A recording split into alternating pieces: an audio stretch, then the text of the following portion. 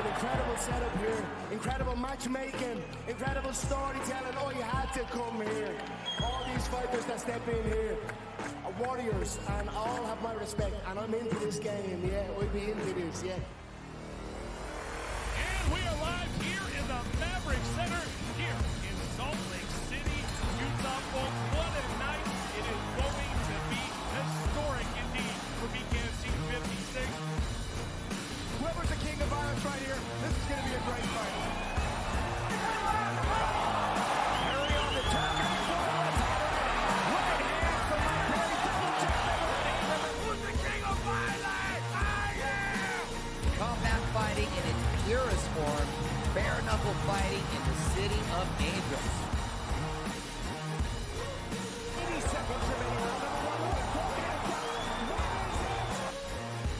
We've got the biggest announcement in the BKFC history we're about to make, so let's make that announcement. What's up, Knucklemania? The notorious Conor McGregor here. Ladies and gentlemen, the huge announcement that I have for you today. Conor McGregor, myself, and McGregor Sports and Entertainment is now an owner of Bare Knuckle Fighting Championship. Welcome to the big leagues. David Feldman, baby, we did it. He's now an owner of BKFC with us, and we're going to take this motherfucking thing all the way to the top now. Ferrall has taken over. Let's go. It's Ferrall. Coast to coast. Steaks, chicks, stacks. You and I are going to make a lot of money. It's Ferrall. Coast to coast.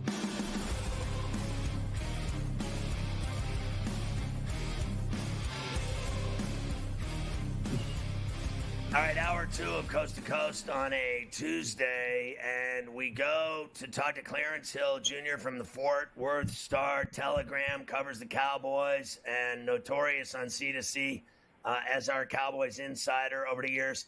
Clarence, good to see you again. We talked to you out at camp. Now they're ready to play games for keeps. And, you know, I find it interesting that I always get a kick out of people acting like when Jerry and Steven have to do a deal, like the CD Lamb deal that took a couple months to finally come to a head, and they got it done, and they gave him all this money. I always find it interesting how people act like, you know, on a daily basis for 2 months that it's never going to get done because how will they ever afford it? How will they ever afford paying Dak? How will they ever afford paying Micah? Well, they're worth $10 billion is how they can afford paying all of their players. It's amazing to me how stupid people are. They always get these deals done eventually. It's just a matter of when, not if. Most definitely. And I want to start off with a couple of things.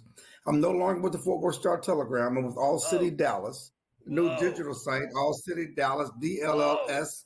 You can catch me on allcitydallas.com.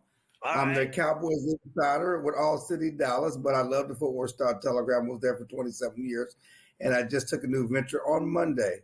Regarding the Cowboys, thank you. And regarding the Cowboys, yeah, they've never not gotten a deal done with the player they want to sign, and they always get the deal done under their deadline. Now, we can argue all day whether they should have got it done earlier, whether they could have got it done earlier, but there was never any doubt in the Cowboys' mind that they were going to get this deal done with CeeDee Lamb. Maybe the fans got anxious. Certainly Lamb got anxious when you were sitting out there by yourself in the wilderness and your teammates in camp. But the Cowboys always knew they were going to get this thing done and him in the fold in time for the start of the regular season, and that's what happened. And he's their, honestly, he's their whole offense. I mean, that's all they do. Dak throws to him. I know they have other players, but let's face facts. He's like, in his entirety, his offense, what he does with that ball, when they throw to him, big things happen. They score, they rack it up. He led the NFL in everything, receptions, touchdown. I mean, the guy's a freak. He deserved the money. There's no doubt. And he is the only thing that scares you on that offense. Let's say that. You know, there's no other player on that offense. The defense is, defense coordinator is going to stay up at night saying, how do we stop him? And so he's the focal point of the attack. He's the number one receiver. He gets the great majority of the targets, and that's going to continue. And, yeah, they needed to get him in because he and Dak make this offense go. So do you think they should give, I don't think they're going to, Dak the money now as opposed to next year when they're going to have to pay him $60 million per? Yeah, I mean, let's be honest about this. You don't invest in CeeDee Lamb, give him the kind of money you gave him, record-setting deal, and not ensure he has a quarterback that you maximize that investment. And that's not with some rookie or somebody off the street. That's with a guy that you know that can get him the ball, and that's Dak Prescott. Certainly the Cowboys want to get a deal done with Dak Prescott. Dak Prescott wants to stay with the Cowboys. Now, mentally, how do they meet on the money? The baseline for any deal is $55 million. Dak has a no-trade clause, a no-tag clause. According to everybody that knows these things, he could get $60 million plus on the open market. So, you know, if the Cowboys and Dak, they need to come somewhere in between that before March. You know, I don't think it's going to happen before the start of the season. It doesn't have to happen before the start of the season, but it has to happen before the start of free agency in March, for sure, because Dak Prescott, wherever he signs, will be the highest paid player in NFL history. Listen, he's got to win playoff games. They blame Jerry Jones for everything because he's, you know, this gigantic titan of an owner who obviously can't get enough of himself. Yesterday, he was doing interviews talking about nobody else can do what I do. I'm not hiring anyone else. Everyone else can kiss my ass. I'm the best GM we've ever had, all the rest, in not so many words. But the reality is people blame him for their playoff failures, don't they? Instead of this guy, Dak Prescott, who I think is very exciting, a very good player. But the bottom line is, in the playoffs, he sucks. Well, let me a point of order. That story Jerry did, I did that story. He did that story with me at lcitydallas.com. So that was my story, for sure. See, now you're breaking stories. You've been there a day and you're breaking stories. Look at you. You got to pop out on them. Sometimes you got to pop out, you know. And so that was my first story for my new website. That was my story. So what you saw go viral yesterday, that was me. Secondly, yeah, I mean, first of all, the Cowboys have not won in 28 years. That's not Dak Prescott. The Cowboys have not gone to the NFC Championship game or the Super Bowl since the last won a title in 1996. That's Jerry Jones. Jerry Jones, that whole stink of the Cowboys having 4 playoff wins since I showed up in 1997. That's not me. That's Jerry Jones. He has to take that on that's include the end of Troy, the Quincy Carter years, the Tony Romo years, all of that. Now get to Dak. The last 3 years, they've gone 12-5, 12-5, 12-5. They have 1 playoff win to show for it. Dak needs to be better in the playoffs. There's no question about that. Mike McCarthy, who's taking his team to 12-5, 12-5, 12-5, the only coach has won more games than him is Andy Reid. Andy Reid has 2 Super Bowl titles. Mike McCarthy has 1 playoff win. Micah Parsons, great linebacker, who's next year when he gets paid, he'll be the highest paid non-quarterback in NFL history. Right now, CeeDee Lamb is the second highest paid non-quarterback in NFL history. They all need to play better. Yes, Dak needs to play better, but that defense was atrocious last year against Green Bay. They couldn't stop a nosebleed. The quarterback in his first start had a perfect quarterback rating. The running back rushed for 150 yards and 3 touchdowns. They couldn't stop anything. Dak didn't play his best game, but the defense certainly didn't give him a chance to play the best day. The whole organization needs to find a way to play their best football in January. That includes Dak Prescott, who, again, at some point will be one of the highest paid quarterback in NFL history. Speaking of nosebleeds, the Star-Telegram must have a nosebleed after losing you. They're not going to be able to stop that nosebleed. How did that come to fruition after almost 3 decades there that you walked to do something completely different and eclectic and unique? Obviously, they stole you from the Star-Telegram, right? Like, isn't that what happened? Yeah, I mean, they recruited me, stole me, however you want to do it. I mean, it's a new website, All City Sports. They have a site in Philly, Denver, Phoenix, and Chicago, and they just opened a site in Dallas. And I'll be doing more podcasts. You know, this is a digital game. The game has changed. It's a digital game. I'll be doing daily podcasts and also writing as the top Cowboys insider for the site. But I'll be doing more podcasts and more video stuff and doing that sort of thing because the game is changing. Certainly, I've been in the newspaper industry all my life.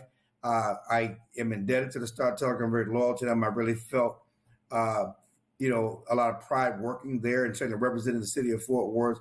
But the journalism industry has changed, as you know. And newspapers are going more digital. Certainly, we're going to 3 days a week at the Star Telegram.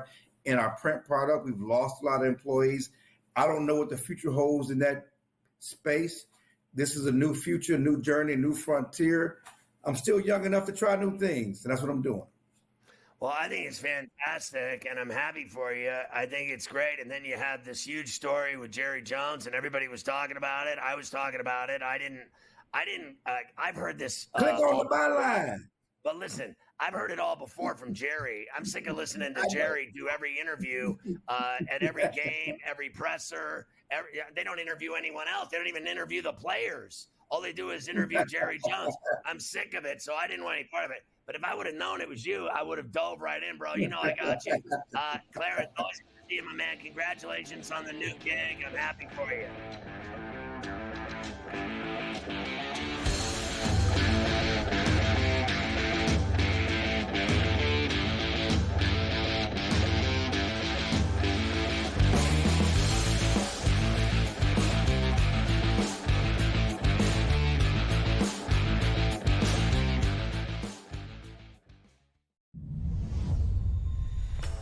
What a chance it is for Adam Paxton and Victor Tingsham to pick up their first weekly titles. Adam Paxton, well, it's been the dream debut so far for him. For Victor Tingsham, he'll feel like this is a moment a little while coming. A place in the final up for grabs for one. You can do it. Make that double 18 away for a place in the final. Wesley Plaisir was beaten, knocked out by Mike Warburton in a last leg decider. That is what they are playing for. They are playing for the trophy. They are playing for the big prize pot, and they are playing for a place in the £25,000 Champions Week. 97. There is a point you feel that reality will surely kick in for Adam Paxton, who's here on debut, who watches the Super Series almost every single week. He was happy just to be playing in a group. This could be the leg that we talk about at the end of the night as being the one that changed the final, because Adam Paxton has just gone cold at the moment.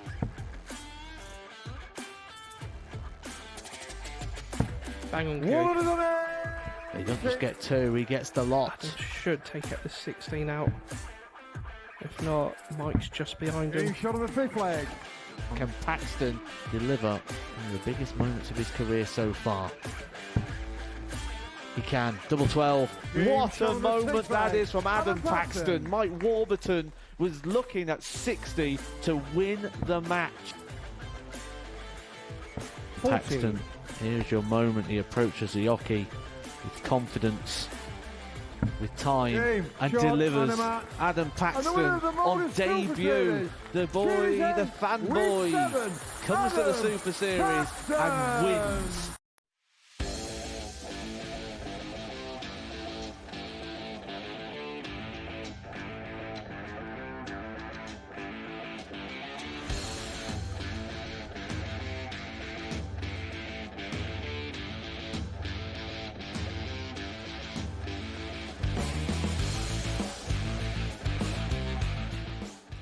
So back on C2C with Joe Ranieri. Joe, have you ever heard of that? All City Sports in all these different cities. Have you heard of that venture? I have not, but I can tell you after listening to him, I'm going to be diving in on when we're done here, Scotty. Sounds like a great concept. Yeah, like it kind of reminds me of, not in the same way, but like, do you remember The National, how great that magazine was back in the day? Yep. Especially when you can find different pockets of guys in different cities. I mean, what better way to be able to research teams than guys that are wired in that area? I mean, honestly, and then it sounded to me like he said all, major markets, Dallas, Phoenix, Chicago, like all important places. So good Love for it. him. Clarence Hill, after almost 30 years at the Star Telegram, he leaves to do his new venture as the Dallas beat guy for that All City Sports and doing podcasts and everything else. It's good. He'll Love still it. be on C2C as well. So congrats to him. All right. Back to baseball. Blue Jays beat the Red Sox 4-1 in the resume game, the big Dan Jansen game. The Blue Jays then beat them up again, 7-3. My question to you is, are the Red Sox in trouble? Oh, they're absolutely in trouble. Scotty, I can't remember a year in where the Yankees were terrible at home, but the Red Sox are even worse. And can you remember a year where the Red Sox couldn't win at Fenway? Like I've never heard of it. It's the most unbelievable thing. But they are terrible at home this year, and it showed again against the red-hot Toronto Blue Jays. A little too late, though. Cubs destroyed the Pirates 18-8 at PNC. Whew. So much for Helen Keller. You and I liked him, but we knew that Tyone and Keller was a great pitching matchup. I didn't expect to see that many runs. The Cubs had 21 hits, 8 steals. Pirates reliever Brady Fiegel made his major league debut at 33 years old after signing as an undrafted amateur 10 years ago. His family was there. It was very emotional. Yeah. Good news is, Scotty, the Pirates still scored more runs than the Steelers would have scored points. So there's always that for the Pirates. On a brighter note, Dansby Swanson clears the bags with a grand slam breakfast home run to put the Cubs up 11-2 on the Cubs radio network. They did not. Swanson drives one in the air to deep left field. It's got a chance. Grand slam home run, Dansby Swanson. And the Cubs, just like that, have taken an 11-2 lead. There you go. But the Cubs, I think, still are so average, it's not even funny. Mariners beat the Rays 5-1 in Seattle. I saw Randy Ferrell-Arena got his old team. Here he is hitting a 3-run homer against the Rays to put the M's up 4-1 in the third inning on the Seattle radio network. Here's Rosarena, drives one. Right field, looking up, that baby starting. Get out of here! A 3-run homer right near Rosarena against this former team. And the Mariners have a 4-1 lead here in the third. Yeah, I told you last night I was into Bryce Miller. I bet on him, and you had talked about how good he is at home. Yep. I thank goodness this was the last game, Scotty, because I had to try to make a few bucks back from the Twins, who absolutely destroyed us last night. So it was all in on Seattle last night, and they ended up coming through big time for us. We hit some games. So we hit the Tiger game. We hit the Rocky game over the Marlins. We told you they'd go into that death trap black hole course. Whenever you go in there the first game, you lose. Every team in baseball goes there and loses. I don't care who they are. Tigers double up the White Sox 6-3. Detroit put up 5 runs in the 6th. By the way, Javi Baez is having right hip surgery and will miss the remainder of the season. I have to start wondering if his career's over. I know it won't be for him because he's going to act like he's still able to go another season, another few seasons. Right. But he has never been the same after Chicago, right? He was terrible in Detroit, and now his hip's gone. He's having hip surgery. You can't tell me it's not the beginning of the end. Funny story, Scott. I thought he retired 3 years ago. So the fact that you're telling me he's actually still in Major League Baseball is that tells you everything you need to know. That's true. Rockies get by the Marlins 3-2 in the Mile High City. Jeff Conine's son made his debut for the Marlins last night. I talked about it with Scoop Mish. And now we're going to show you the baseball power rankings in the majors. Dodgers, Yankees, Phillies, O's, Brewers. I don't know if I'd put the Orioles in there anymore, Joe. You got the Astros, Guardians, Diamondbacks, Padres, and Royals. I also would take the Guardians out of there. I agree. I would take I think the Brewers are an interesting team nobody's talking about. I would definitely have the Padres and the Diamondbacks a little bit higher than maybe the Guardians, Orioles, and Astros for sure. I mean, look at that. The Royals made the list. The Diamondbacks and Padres have been the two hottest teams in the National League and in baseball, as far as I'm concerned, over the last 2 months. And then the Royals have been the best team in the American League since the All-Star break. Yep. And I mean, they just keep rolling here. And we've seen it. We see it every year, Scotty, right? We saw the Diamondbacks do it last year where nobody was talking about them in the first half of the season. And then all of a sudden they were like, wait, where did the Diamondbacks come from? And they rode it right to the World Series. I think the same thing can happen here. I mean, hold on with the Phillies, Yankees, Dodgers. That's all nice. But there could be a team, one of those other teams in that second column could very well run the table here, Scotty, and be in the World Series. So the Dodgers and Yankees both have 78 wins. Who's better? Yeah, I think the Yankees are better. I think the Yankees are better. They have more ways to beat you, I think, than the Dodgers can. I got to tell you, this guy, Clay Holmes, he got his 28th last night, but he scares the hell out of me whenever he goes out to pitch. I have no faith in him, so I don't know what the hell they're going to do with that bullpen.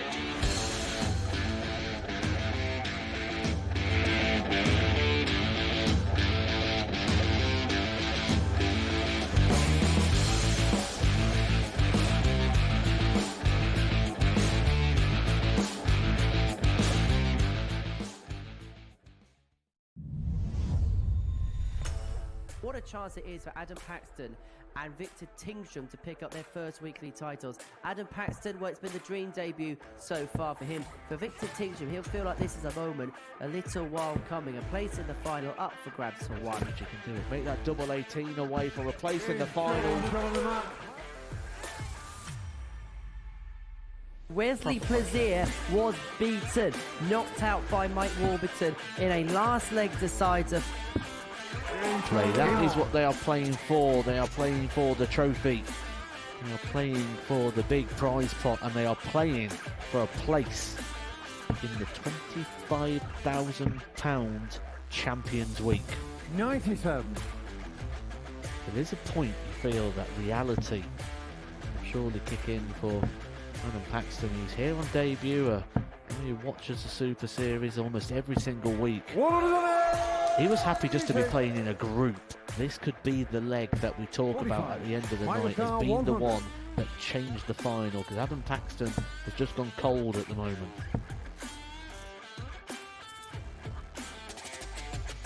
Bang on cue. He doesn't just get two, he gets the lot. Adam should take it the 16 out. If not, Mike's just behind him. Shot on the fifth leg. Can Paxton deliver one of the biggest moments of his career so far? He can. Double 12. What a moment that is from Adam Paxton. Mike Warburton was looking at 60 to win the match. Paxton, here's your moment. He approaches the hockey with confidence, with time, and delivers.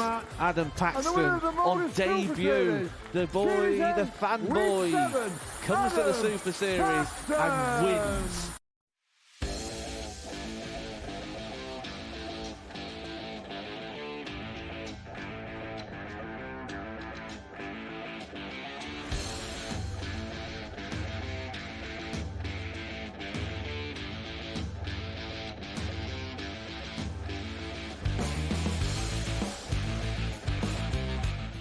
Joe Ranieri, let's take a look at the standings now in baseball. We'll start with the American League East, and the Yankees lead over the Orioles now is 2 games, and everybody else is toast, right?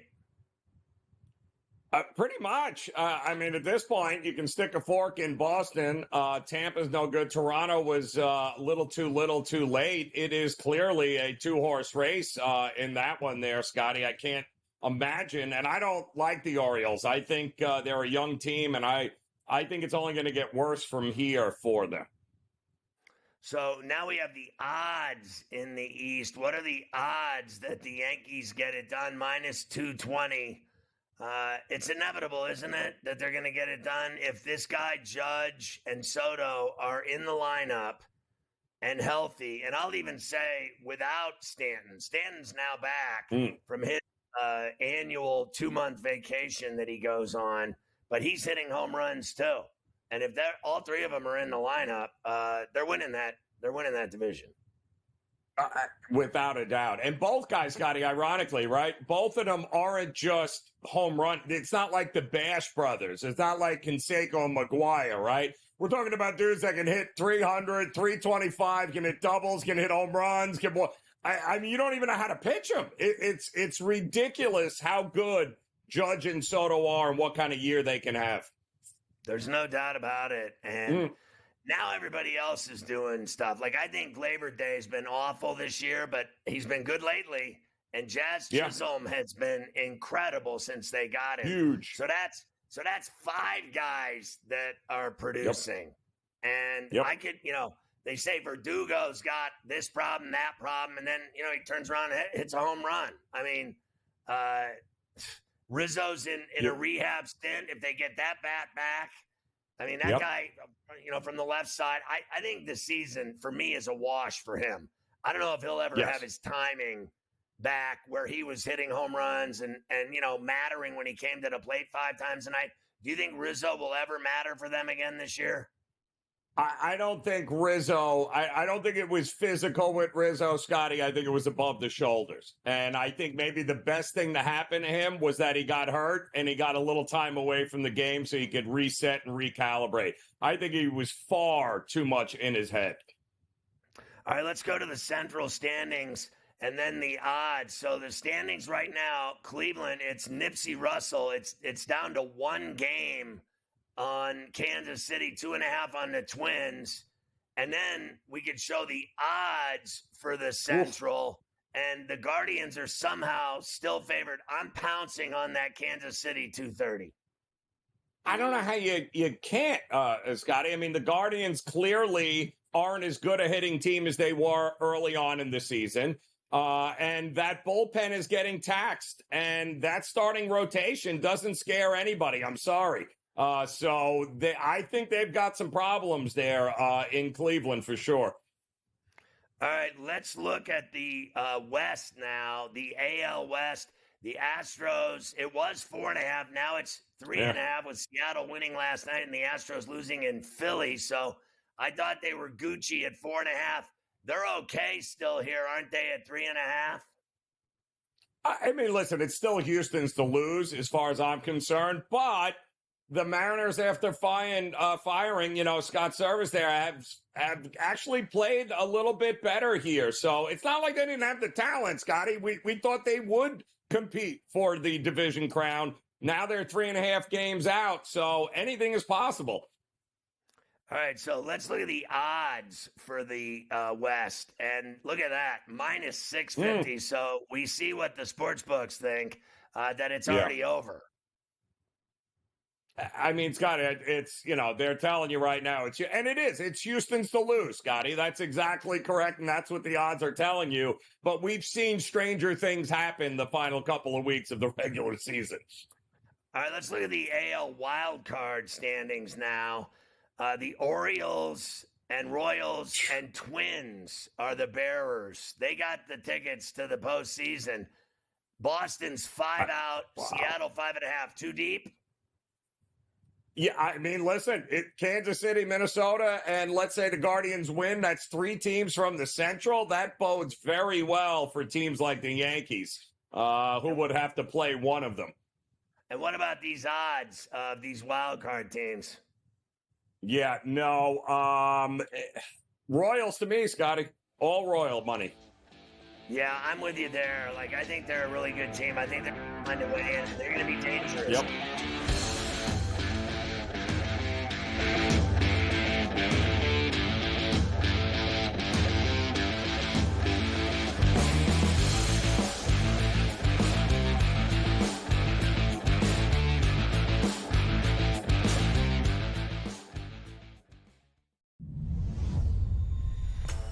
What a chance it is for Adam Paxton and Victor Tingsham to pick up their first weekly titles. Adam Paxton, well, it's been the dream debut so far for him. For Victor Tingsham, he'll feel like this is a moment a little while coming. A place in the final up for grabs for one. You can do it. Make that double 18 away for a place in the final. Wesley Plaisir was beaten, knocked out by Mike Warburton in a last leg decider. Play. That is what they are playing for. They are playing for the trophy. They are playing for the big prize pot, and they are playing for a place in the £25,000 Champions Week. 97. There is a point you feel that reality will surely kick in for Adam Paxton. He's here on debut. He watches the Super Series almost every single week. He was happy just to be playing in a group. This could be the leg that we talk about at the end of the night as being the one that changed the final, because Adam Paxton has just gone cold at the moment.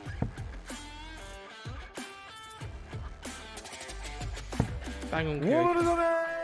He doesn't just get 2, he gets the lot. Adam should take out the 16 out. If not, Mike's just behind him. Shot on the 5th leg. Can Paxton deliver one of the biggest moments of his career so far?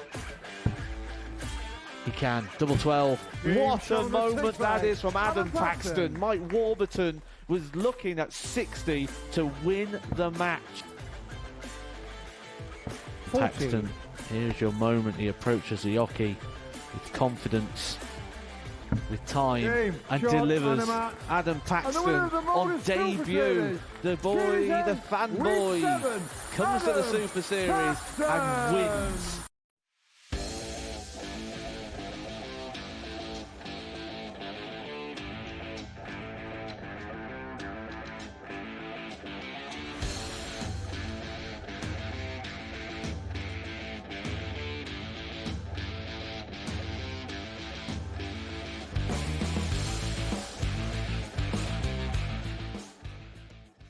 All right, Joe, let's switch over to the National League side now and start with the East standings. The Phillies lead is 6 over the Braves. I got a hard time believing that the Braves can make up 6 games in basically 30 days. I can't, Scotty. Not with that pitching staff. Again, I think the injuries are catching up to Atlanta. I think ultimately it's going to be their undoing.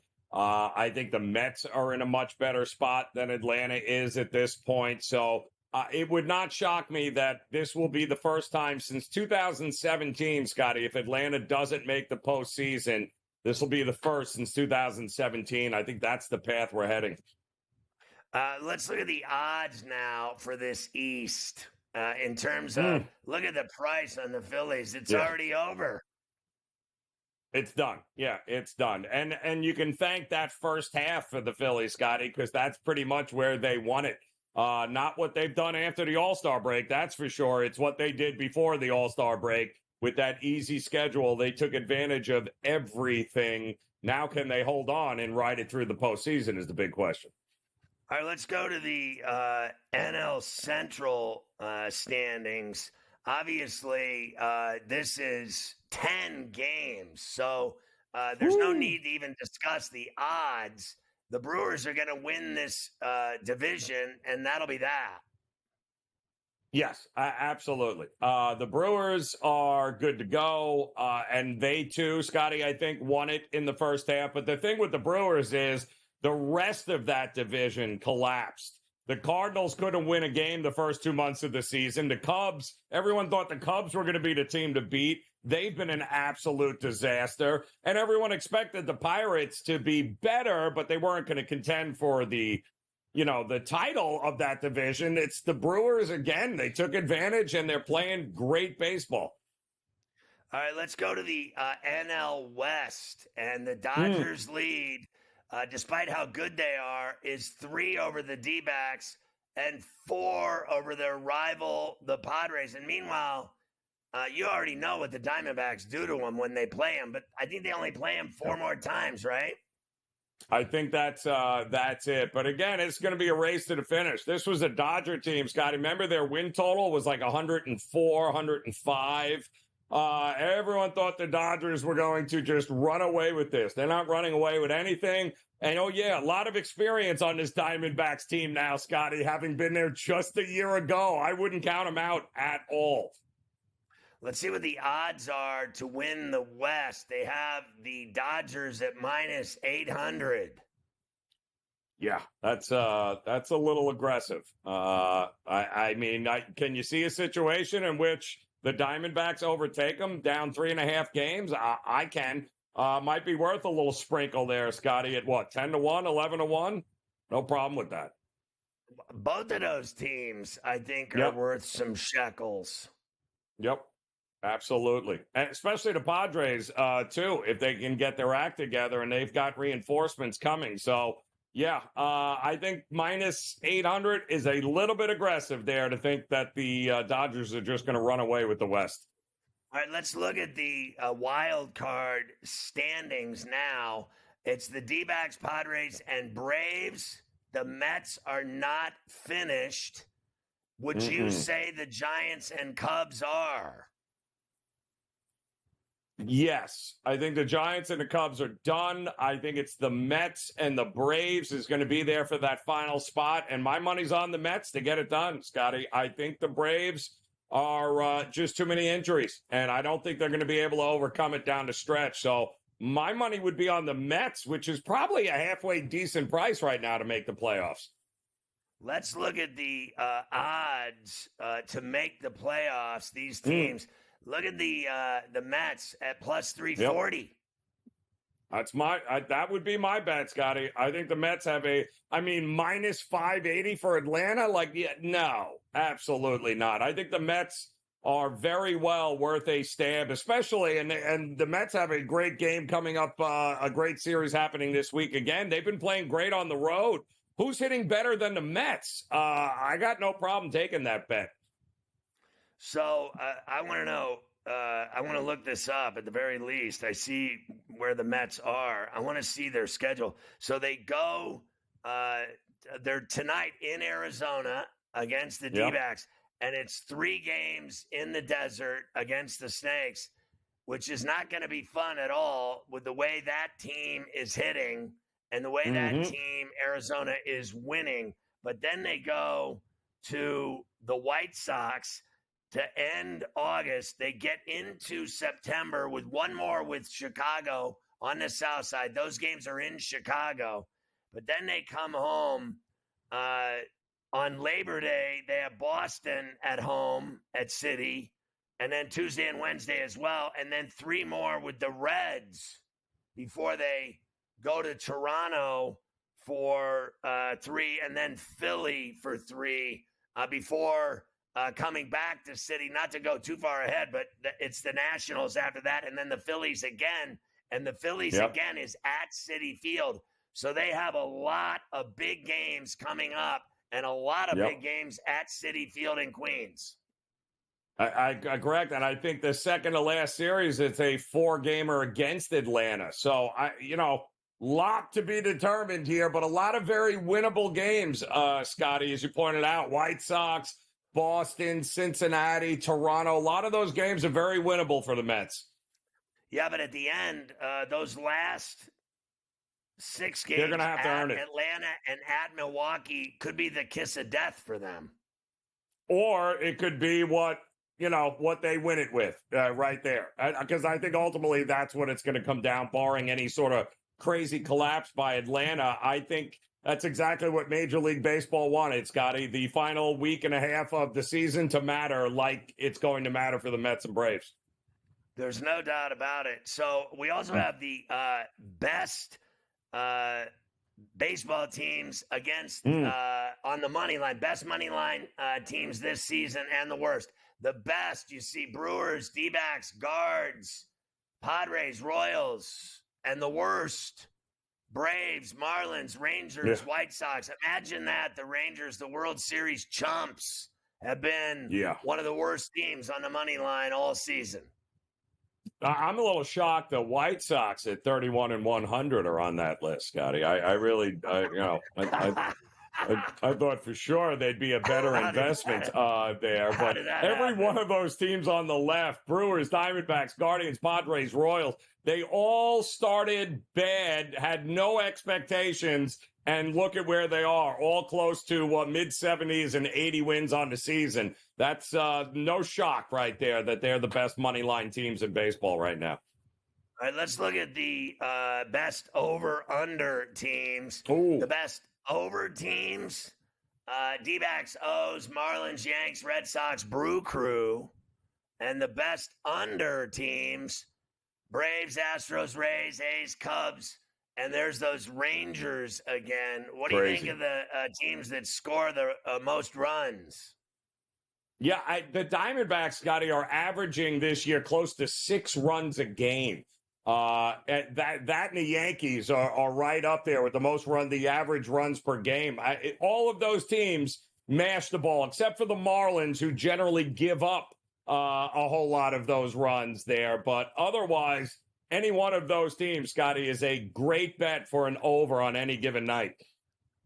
Let's look at this no-run first inning for those bettors. The best no-run first inning teams this season. Cubs, Bucks, Mets, Nats, Cards, top the list. Yeah, that's it. Well, you have lack of hitting and maybe some decent starting pitching there. Oh, and then there's the White Sox. They're on that list again.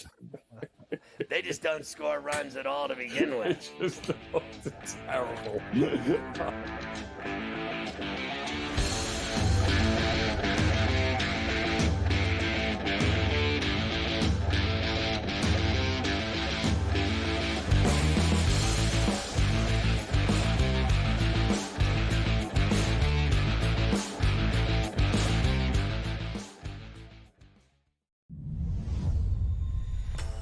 What a chance it is for Adam Paxton and Victor Tingsham to pick up their first weekly titles. Adam Paxton, well, it's been the dream debut so far for him. For Victor Tingsham, he'll feel like this is a moment a little while coming. A place in the final up for grabs for one. You can do it. Make that double 18 away for a place in the final.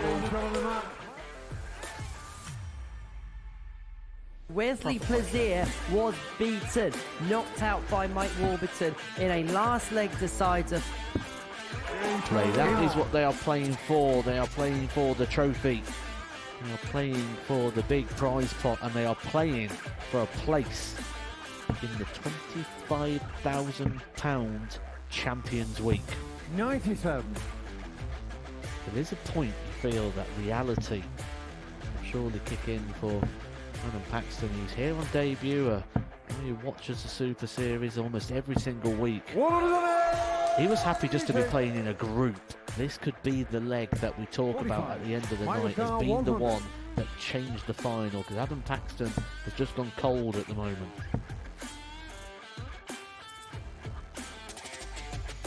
Bang on cue. He doesn't just get 2, he gets the lot. Adam should take out the 16 out. If not, Mike's just behind him. Shot on the fifth leg. Can Paxton deliver in the biggest moments of his career so far? He can. Double 12. What a moment that is from Adam Paxton. Mike Warburton was looking at 60 to win the match. 14. Paxton, here's your moment. He approaches the hockey with confidence, with time, and delivers. Adam Paxton on debut. The boy, the fanboy, comes to the Super Series and wins.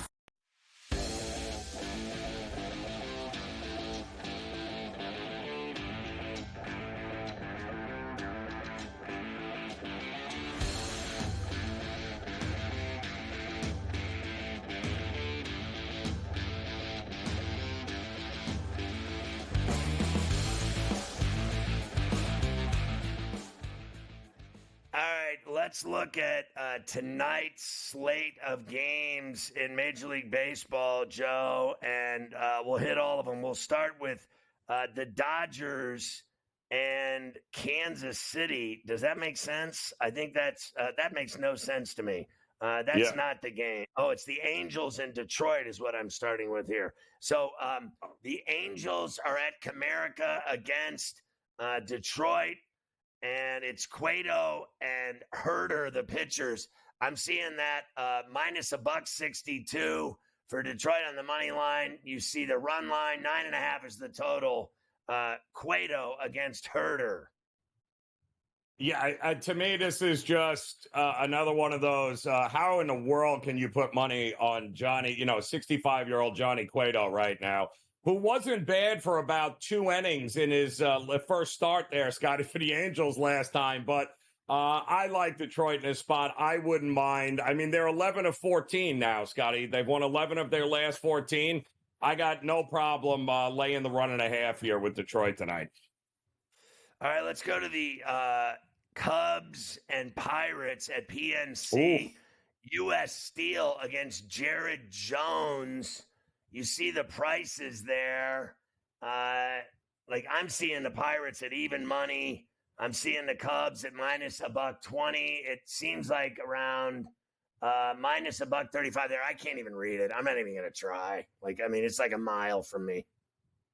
Yeah, the money's been coming in on Pittsburgh, Scotty. I'll tell you that, and I agree with it because you know how it works, Scotty. You don't like to get embarrassed at home expecting the Cubs to come back and go back to, but they're going to eke out another 21 hits against the Pirates pitching. The bullpen was saved for the Pirates last night. I like the Pirates here at a pretty decent price at plus money at home. Well, there you have it. So the Buccos at home tonight for Joe. Houston and Philly again at the bank. Verlander on the bump for the Astros.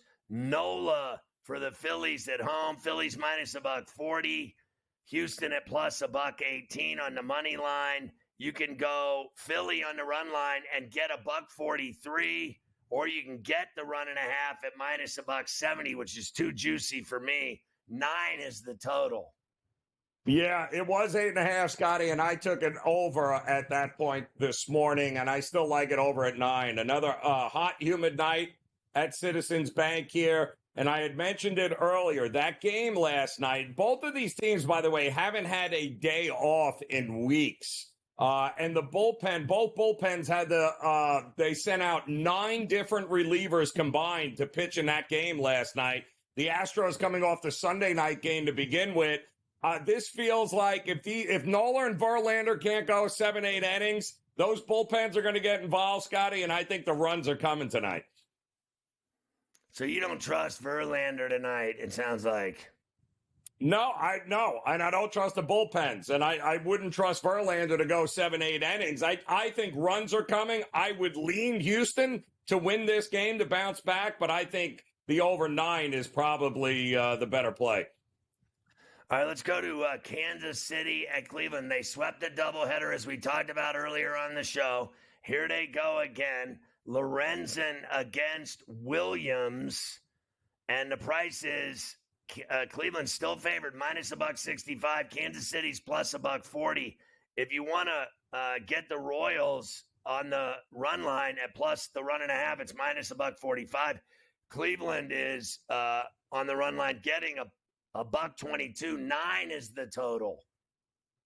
Yeah, this is another one. Lorenzen's actually been pretty darn good against this team here. I just think the better team is the Royals, Scotties. We've talked about them here. The Guardians are now 24-31 since June 25th. The Royals are 22-13 in the second half.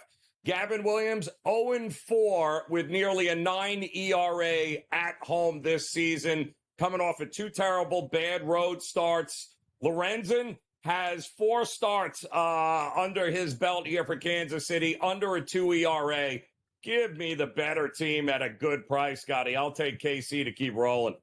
Yeah, I'm on KC as well. The A's are in the Queen City at Great American against the Reds. It's Spence against Junis. Ooh. And the Reds are minus $1.45 on the money line. You can get Oakland at plus 122.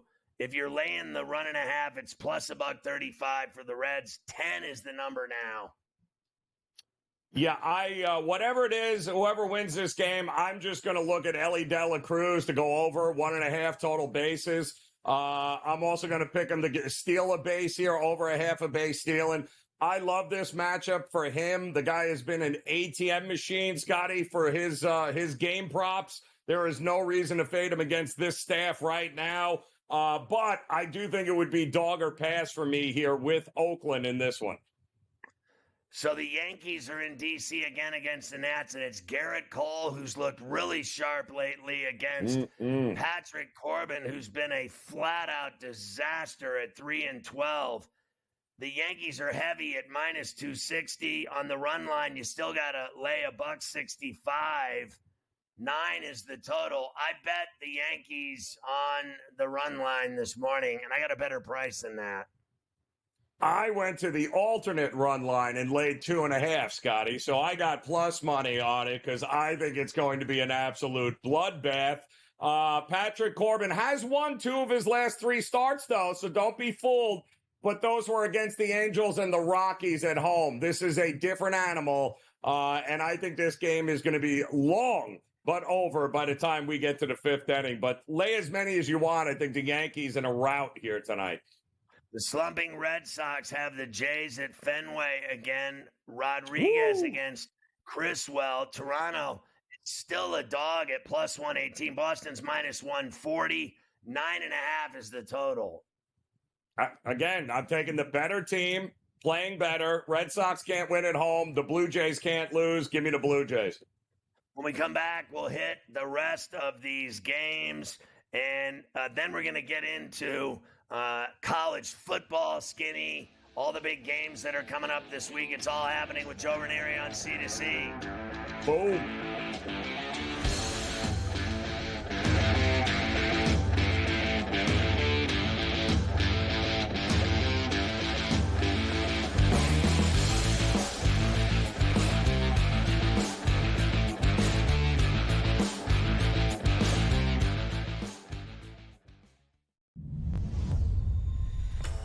What a chance it is for Adam Paxton and Victor Tingsham to pick up their first weekly titles. Adam Paxton, well, it's been the dream debut so far for him. For Victor Tingsham, he'll feel like this is a moment a little while coming. A place in the final up for grabs for one. You can do it. Make that double 18 away for a place in the final. Wesley Plaisir was beaten, knocked out by Mike Warburton in a last leg decider. Play. That is what they are playing for. They are playing for the trophy.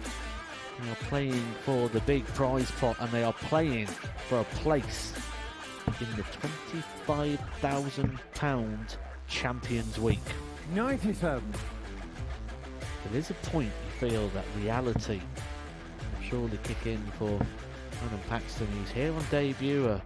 He watches the Super Series almost every single week. He was happy just to be playing in a group. This could be the leg that we talk about at the end of the night as being the one that changed the final, because Adam Paxton has just gone cold at the moment.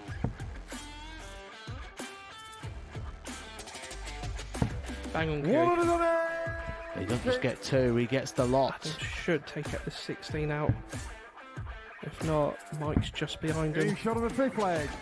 Can Paxton deliver in the biggest moments of his career so far? He can. Double 12.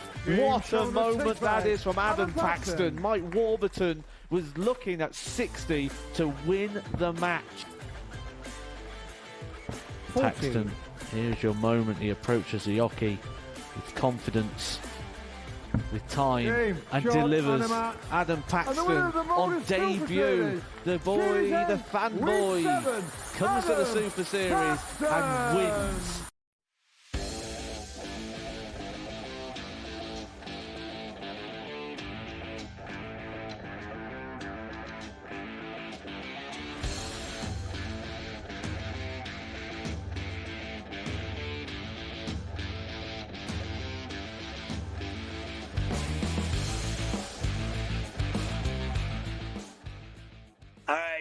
Let's get rid of the rest of these games that we've got tonight. 8 of them left. So Braves and Twins at Target, and it's a pick 'em I'm seeing right now with Schwellenbach and Woods Richardson going for the Twins, Schwellenbach for the Braves.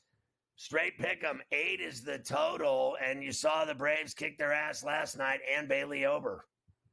I did, but I also watched after that rain delay that Minnesota would have won that game 5-1, Scotty, because the Braves got everything done early and then couldn't get anything done late.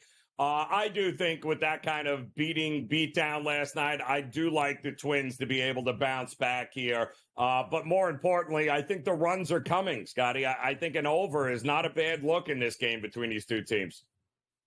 So San Diego and St. Louis, game 2 of the 4 games at Busch. And it's Cease against Mikolas. I bet this game this morning again. I did the Padres, believe it or not, on the run line, and I'm getting $1.18 if it can hit. It's not going to be easy. They are favored, Cease, minus $1.40. St. Louis, the dog at home, plus $1.18. 8 is the total. Scotty, I actually laid the 1.5 with the Padres here at plus money because who are we kidding? These are two teams going in totally opposite directions. Dylan Cease, by the way, coming off a not so great start last time out, but his last 5 starts on the road, they're 4-1, and they've won every one of them by 2 or more runs. 10-5 on the road this year with him. I just think I don't trust Miles Mikolas. I think he's a batting practice pitcher. I do think runs are coming for the Padres, and I think they win by more than 1. And Mikolas has been getting lit up in his last 7 games. His ERA's been around 7. The Giants and Brewers are in Milwaukee. Logan Webb against Myers tonight. And Milwaukee's minus $1.15, San Francisco minus $1.05. They got a brutal stretch here, and they start against the Brewers. And the total is 7.5. Yeah, I love this kid, Tobias Myers, this rookie here, Scotty. I think he's a great young arm here. I think the Giants, of course, I don't trust them offensively. We know Webb is the best shot the Giants have. It does feel kind of like an under feel of a game at 7.5, but give me the better team at home off some rest with a bullpen ready to go. It would only be Brewers for me, but I think the under is not a bad look. Texas against the White Sox in Chicago. Heaney against, don't call me Davy Crockett, Crochet. Texas favored minus $1.40. Chicago's plus $1.18 is the home dog. 8.5 is the total. Oh, my goodness. What are we supposed to do here? The problem with the White Sox is even if they have a lead early in the game, we know it's going to disappear simply because that bullpen gets involved and it's going to be gone. Heaney strikeout prop, not a bad way to look either here tonight, Scotty. Over 5.5. He has got 16 strikeouts in his last two starts here. I think he can certainly strike out over 5.5 of the Chicago White Sox. Texas on the run line for me in this one. Marlins at Coors against the Rockies. Don't call me Frankie Munoz against our guy Cal Quantrill. Colorado's minus $1.55. 11 the high total in the thin air. Yeah, no, I like the Rockies again here. I love Cal Quantrill. He has been great and underrated for this disaster of a team here. If it ain't broke, don't fix it. Colorado only wins games at home, Scotty, and this is a winnable game for him. Minaya against Rodriguez, the Mets and Diamondbacks in Arizona. It's a pick-em right now, and 8.5 is the total. Over, Scotty. We talked about it earlier. Nobody, and I mean nobody, we're talking about a Diamondbacks team that averages on the season 6 runs a game. How is that going to change here tonight? I think both of these teams are swinging the bat better than anybody. I think runs are coming, and both bullpens are not exactly shut down in any way, shape, or form. We have 2 left that will hit when we come back. Tampa and Seattle. Springs against What's Eating Gilbert Grape in Seattle, and Baltimore at the Dodgers. Urban against Flaherty tonight at Chavez Ravine. We'll hit those, and then we'll start talking about everything going on in college football. There's a lot to hit left in the final hour of C2C.